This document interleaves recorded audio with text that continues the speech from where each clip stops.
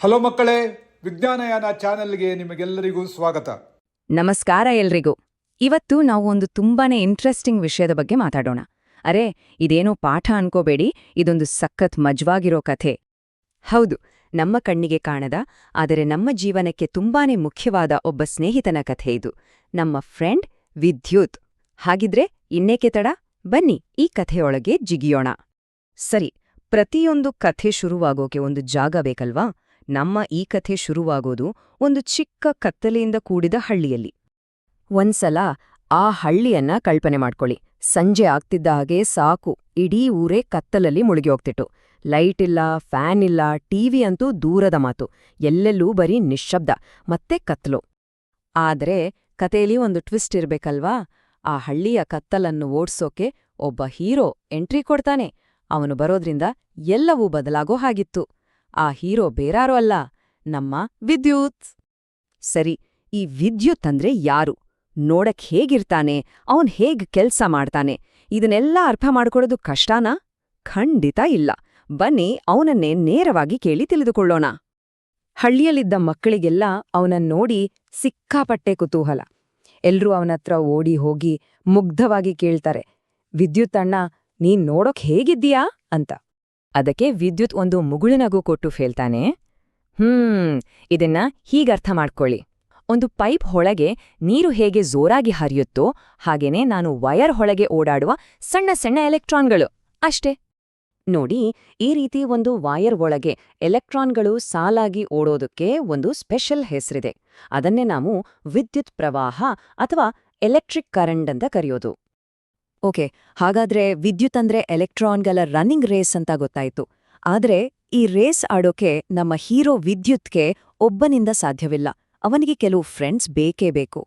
ಅದಕ್ಕೆ ವಿದ್ಯುತ್ ಹೇಳ್ತಾನೆ, ನಾನು ಒಬ್ಬನೇ ಏನೂ ಮಾಡಕ್ಕಾಗಲ್ಲ. ನನ್ನ ಈ ಆಟವನ್ನು ಆಡೋಕೆ ನನಗೆ 3 ಜನ ಬೆಸ್ಟ್ ಫ್ರೆಂಡ್ಸ್ ಬೇಕು ಅಂತ. ಹಾಗಾದ್ರೆ ಯಾರೋ ಆ 3 ಜನ ಫ್ರೆಂಡ್ಸ್? ನೋಡೋಣ ಬನ್ನಿ. ಮೊದಲನೇ ಫ್ರೆಂಡ್ ಬ್ಯಾಟ್ರಿ. ಇದು ಓಡೋಕೆ ಬೇಕಾದ ಶಕ್ತಿನ ಅಂದ್ರೆ ಎನರ್ಜಿನ ಕೊಡುತ್ತೆ. ಇನ್ನು ಎರಡನೇ ಫ್ರೆಂಡ್ ವಯರ್. ಇದು ಓಡೋಕೆ ದಾರಿ ತೋರಿಸುತ್ತೆ. ಮತ್ತೆ ಮೂರನೇ ಫ್ರೆಂಡ್ ಬಲ್ಬ್. ಇಲ್ಲೇ ನಮ್ಮ ವಿದ್ಯುತ್ ತನ್ನ ಮ್ಯಾಜಿಕ್ ತೋರಿಸಿ ಕೆಲಸ ಮಾಡೋದು. ಈ 3 ಜನ ಫ್ರೆಂಡ್ಸ್ ಅಂದ್ರೆ ಬ್ಯಾಟ್ರಿ, ವಯರ್ ಮತ್ತೆ ಬಲ್ಬ್, ಇವೆಲ್ಲ ಕೈ ಹಿಡಿದು ಒಂದು ವೃತ್ತಾಕಾರದಲ್ಲಿ ನಿಂತಾಗ ವಿದ್ಯುತ್ ಓಡಾಡೋಕೆ ಒಂದು ಕಂಪ್ಲೀಟ್ ದಾರಿ ಸಿಗುತ್ತೆ. ಇದಕ್ಕೆ ನಾವು ವಿದ್ಯುತ್ ಮಂಡಲ ಅಥವಾ ಎಲೆಕ್ಟ್ರಿಕ್ ಸರ್ಕಿಟ್ ಅಂತ ಹೇಳೋದು. ಹಾಗೆ ಈ ಆಟವನ್ನ ಕಂಟ್ರೋಲ್ ಮಾಡೋಕೆ ಒಬ್ಬ ಗೇಮ್ ಮ್ಯಾನೇಜರ್ ಕೂಡ ಇದ್ದಾನೆ. ಅವನೇ ಸ್ವಿಚ್. ನಾವು ಸ್ವಿಚ್ ಆನ್ ಮಾಡಿದಾಗ ಗೋ ಅಂದ ಹಾಗೆ ದಾರಿ ಕಂಪ್ಲೀಟಾಗಿ ವಿದ್ಯುತ್ ಓಡೋಕೆ ಶುರು ಮಾಡ್ತಾನೆ. ಅಂದ್ರೆ ಆಟ ಶುರು. ಅದೇ ಸ್ವಿಚ್ ಆಫ್ ಮಾಡಿದ್ರೆ ದಾರಿ ಕಟ್ ಆಗತ್ತೆ, ಆಟ ಸ್ಟಾಪ್. ಸರಿ, ಈಗ ಕಥೆಯ ಅತಿ ಇಂಟ್ರೆಸ್ಟಿಂಗ್ ಪಾರ್ಟ್ಗೆ ಬಂದಿದ್ದೇವೆ. ನಮ್ಮ ಹೀರೋ ವಿದ್ಯುತ್ ಹತ್ರ ಬರೀ ಓಡೋ ಶಕ್ತಿ ಮಾತ್ರ ಇಲ್ಲ, ಅವನ ಹತ್ತಿರ 3 ಸೂಪರ್ ಪವರ್ಸ್ ಅಂದ್ರೆ 3 ಮ್ಯಾಜಿಕಲ್ ಪವರ್ಸ್ ಇವೆ. ಆ 3 ಪವರ್ಸ್ ಯಾವುವು ಅಂದ್ರೆ, ಮೊದಲನೇದು ಹೀಟಿಂಗ್ ಎಫೆಕ್ಟ್ ಅಂದ್ರೆ ವಸ್ತುಗಳನ್ನು ಬಿಸಿ ಮಾಡುವ ಶಕ್ತಿ. ಎರಡನೇದು ಲೈಟಿಂಗ್ ಎಫೆಕ್ಟ್ ಅಂದ್ರೆ ಬೆಳಕನ್ನು ಹುಟ್ಟಿಸುವ ಶಕ್ತಿ. ಇನ್ನು ಮೂರನೇದು ಮ್ಯಾಗ್ನೆಟಿಕ್ ಎಫೆಕ್ಟ್ ಅಂದ್ರೆ ಮ್ಯಾಗ್ನೆಟ್ ಅನ್ನೇ ಸೃಷ್ಟಿ ಮಾಡುವ ಶಕ್ತಿ. ಬನ್ನಿ ಒಂದೊಂದಾಗಿ ಇವುಗಳನ್ನ ನೋಡೋಣ. ವಿದ್ಯುತ್ ತುಂಬಾನೇ ಹೆಮ್ಮೆಯಿಂದ ತನ್ನ ಮೊದಲ ಪವರನ್ನ ತೋರಿಸ್ತಾ ಹೇಳ್ತಾನೆ, ನೋಡಿ, ಇದೇ ನನ್ನ ಹೀಟಿಂಗ್ ಎಫೆಕ್ಟ್ ಅಂದ್ರೆ ಉಷ್ಣೋತ್ಪನ್ನ ಪರಿಣಾಮ. ಈ ಪವರ್ ಇರೋದ್ರಿಂದಲೇನೆ ಐರನ್ ಬಾಕ್ಸ್ ಬಿಸಿಯಾಗೋದು, ಗೀಸರ್ನಲ್ಲಿ ನೀರ್ ಕಾಯೋದು ಮತ್ತೆ ಚಳಿಗಾಲದಲ್ಲಿ ಹೀಟರ್ನಿಂದ ಬಿಸಿಗಾಳಿ ಬರೋದು. ಇದೆಲ್ಲ ವಿದ್ಯುತ್ನ ಮೊದಲನೇ ಮ್ಯಾಜಿಕ್. ಮುಂದೆ ಆ ಕತ್ತಲೆ ಹಳ್ಳಿಗೆ ಯಾವುದು ಅತೀ ಮುಖ್ಯವಾಗಿ ಬೇಕಿತ್ತೋ ಆ ಪವರನ್ನ ವಿದ್ಯುತ್ ತೋರಿಸ್ತಾನೆ. ಒಂದು ನಗು ಬೀರಿ ಹೇಳ್ತಾನೆ, ಇದು ನನ್ನ ಎರಡನೇ ಶಕ್ತಿ, ಲೈಟಿಂಗ್ ಎಫೆಕ್ಟ್ ಅಂದ್ರೆ ಬೆಳಕಿನ ಪರಿಣಾಮ. ಒಂದು ಬಲ್ಬೊಳಗೆ ಒಂದು ಸಣ್ಣ ವಯರ್ ಇರುತ್ತಲ್ಲ, ಅದರ ಮೂಲಕ ವಿದ್ಯುತ್ ಪಾಸ್ ಆದಾಗ ಆ ವಯರ್ ಸಿಕ್ಕಾಪಟ್ಟೆ ಹೀಟಾಗಿ ಬೆಂಕಿಯ ಹಾಗೆ ಹೊಳೆಯೋಕೆ ಶುರುವಾಗತ್ತೆ. ಲೈಟ್ ಕೆಲಸ ಮಾಡೋದು ಇದೇ ರೀತಿ. ಈ ಪವರ್ನಿಂದಲೇ ಆ ಹಳ್ಳಿಯ ಕತ್ತಲೆಯೆಲ್ಲ ಮಾಯವಾಗಿ ಮನೆಗಳು ಬೆಳಕಿನಿಂದ ಜಗಮಗಸಿದವು. ಇನ್ನು ಮೂರನೇ ಮತ್ತೆ ಕೊನೆಯ ಮ್ಯಾಜಿಕ್. ಇದನ್ನ ಅರ್ಥ ಮಾಡ್ಕೊಳ್ಳಕ್ಕೆ ಒಂದು ಚಿಕ್ಕ ಘಟನೆ ನೋಡೋಣ. ಒಂದು ದಿನ ಏನಾಯ್ತು, ಆ ಹಳ್ಳಿಯ ಸ್ಕೂಲ್ ಬೆಲ್ ಕೆಟ್ಟೋಗಿಪ್ಪು. ಅದರಿಂದ ಕ್ಲಾಸ್ ಮುಗಿದಿದ್ದು ಶುರು ಆಗಿದ್ದು ಯಾವುದೂ ಗೊತ್ತಾಗ್ತಿರ್ಲಿಲ್ಲ.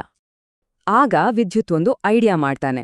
ಒಂದು ಕಬ್ಬಿಣದ ಮೊಳೆ ತಗೊಂಡು ಅದ್ರ ಸುತ್ತ ವೈರ್ನ ಸುತ್ತಿ ಅದ್ರಲ್ಲಿ ಪಾಸ್ ಆಗ್ತಾನೆ. ಆಗ ಏನಾಯ್ತು ಗೊತ್ತಾ? ಆ ಸಾಮಾನ್ಯ ಕಬ್ಬಿಣದ ಮೊಳೆ ಒಂದು ಪವರ್ಫುಲ್ ಮ್ಯಾಗ್ನೆಟ್ ಆಗಿ ಬದಲಾಯಿತು. ತಕ್ಷಣ ಅದು ಬೆಲ್ನ ಸುತ್ತಿಗೆಯನ್ನ ತನ್ನ ಕಡೆಗೆ ಎಳೆದು ಬಾರಿಸಿತು. ಟಿಂಗ್ ಟಾಂಗ್! ಇದನ್ನೇ ನಾವು ಎಲೆಕ್ಟ್ರೋಮ್ಯಾಗ್ನೆಟ್ ಅಥವಾ ವಿದ್ಯುತ್ ಕಾಂತ ಅಂತ ಕರೆಯೋದು. ವಾವ್! ವಿದ್ಯುತ್ನ ಈ ಅದ್ಭುತ ಕಥೆಯಿಂದ ಎಷ್ಟೆಲ್ಲಾ ವಿಷಯಗಳು ಗೊತ್ತಾಯ್ತು ಅಲ್ವಾ? ಹಾಗಾದ್ರೆ ಬನ್ನಿ, ನಾವು ಕಲಿತ ಮುಖ್ಯ ಪಾಯಿಂಟ್ಸ್ಗಳನ್ನ ಒಮ್ಮೆ ಕ್ವಿಕ್ ಆಗಿ ನೆನಪು ಮಾಡ್ಕೊಳ್ಳೋಣ. ಮೊದಲನೇದಾಗಿ, ವಿದ್ಯುತ್ ಅಂದ್ರೆ ವೈರ್ನಲ್ಲಿ ಓಡಾಡೋ ಎಲೆಕ್ಟ್ರಾನ್ಗಳು. ಎರಡನೇದು ವಿದ್ಯುತ್ ಮಂಡಲ ಅಂದ್ರೆ ಆ ಎಲೆಕ್ಟ್ರಾನ್ಗಳು ಓಡೋಗ್ಬೇಕಾದ ಕಂಪ್ಲೀಟ್ ಪಾತ್.